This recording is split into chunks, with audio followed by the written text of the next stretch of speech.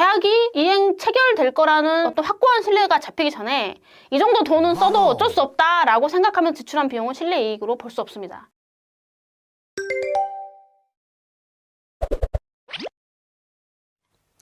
안녕하세요. 나는 변호사다 김세라 변호사입니다. 계약이라는 거는 쉽게 설명하면 합의이거든요.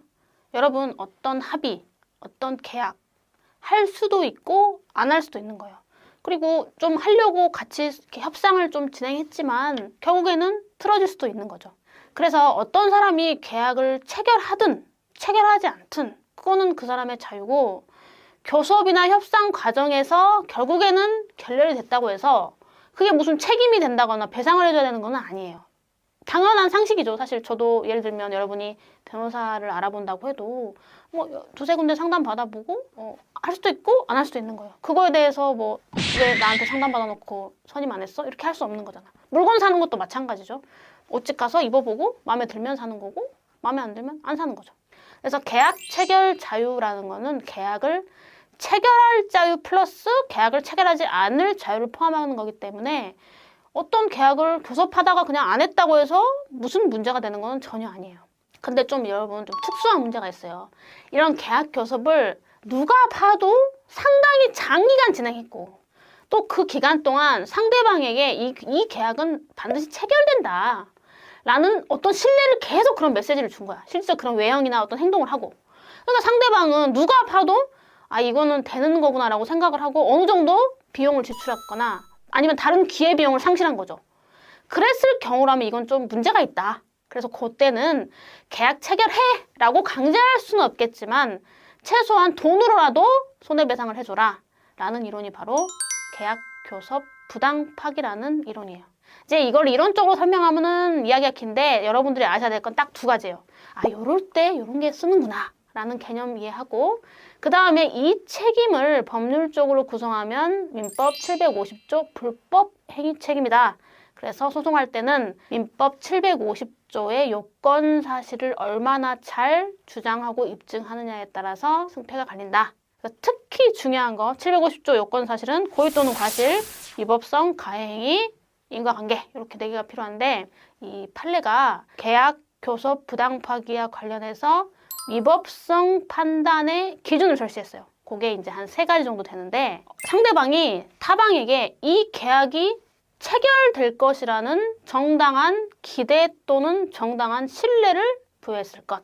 두 번째, 그로 인해서 이 상대방이 그걸 믿고 재산적 지출을 했거나 아니면 다른 기회비용을 포기하는 행위를 했을 것. 그 다음에 세 번째는 상대방의 이 파기가 계약, 나 그냥 안 할래, 여기서 끝낼래 라고 하는 것이 정당한 이유가 없을 것. 요 3가지예요. 자, 그래서 그러면 변호사님, 그러면 배상을 얼마나 받을 수 있습니까? 이게 여러분 가장 궁금하겠죠? 그래서 손해배상은 크게 재산적 손해와 정신적 손해로 나눕니다. 계약교섭 부당파기 사건에서는 일단은 정신적 손해는 거의 인정을 해줘요. 물론 제가 아까 말씀드린 그 3가지 요건을 충분히 주장 입증한 걸 전제로 하는 거예요. 그래서 정신적 손해, 소위 말하는 위자료는 대부분 인정을 해주는데 금액이 그렇게 아주 크진 않아요. 몇백만 원 정도 생각하시면 되고, 뭐 경우에 따라서 뭐 1000만 원 이상 나올 수도 있겠지만 거의 몇백만 원 수준이다 이렇게 보시면 되고, 그럼 이제 재산적 손해가 문제인데, 이 재산적 손해는 실내이익과 이행이익으로 나눠지는데, 실내이익이라는 것은 계약이 유효하게 체결될 것이라는 것을 믿고 지출한 손해를 말하고, 이행이익이라는 것은 계약이 정상적으로 체결됨으로써 얻을 수 있는 이익을 말해요. 근데 여러분, 계약교섭 부당파기는 어쨌든 계약 체결이 안 된 거잖아요.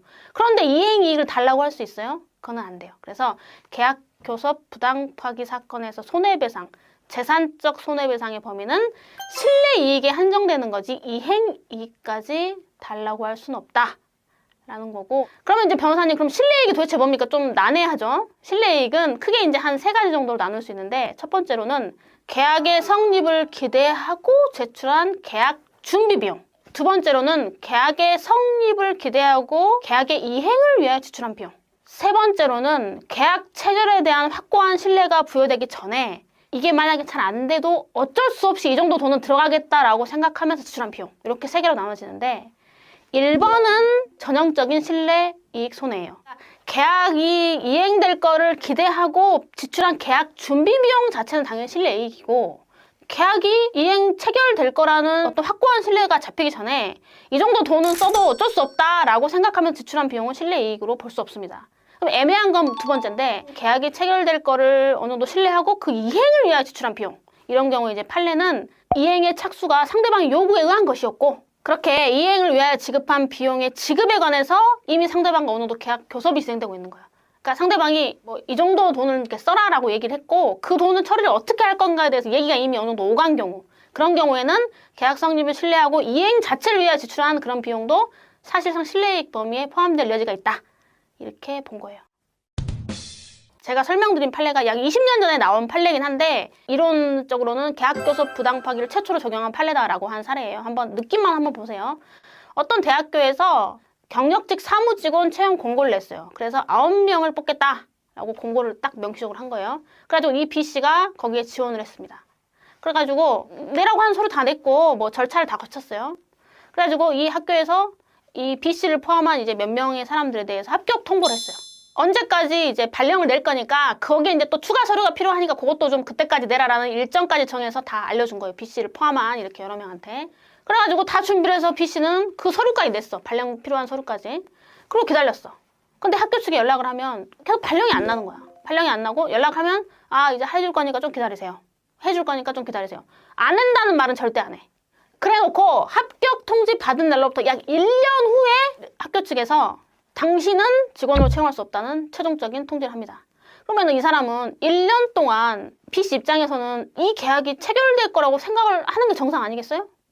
상대방 쪽에서 그런 신뢰를 부여한 행위를 했잖아요. 운동을 했잖아요. 학교에서, 대학교에서 해줄 테니까 기다리라고 했고. 그래서 이 B는 그걸 믿을 수밖에 없었고. 그래서 이제 이 사건에서는 재산적 손해, 실내익 손해 인정했고, 다만 과실상계를 좀 했어요. 과실상계 40% 했고, 그 다음에 위자료 이렇게 인정한 사건입니다. 꼭 제가 설명한 이렇게 취업뿐만이 아니라 뭐 경기도 어렵고 하다 보니까 말을 바꿔버려가지고 불편하게 하는 사례들이 있는 것 같습니다. 네, 오늘도 이렇게 시청해주셔서 대단히 감사합니다.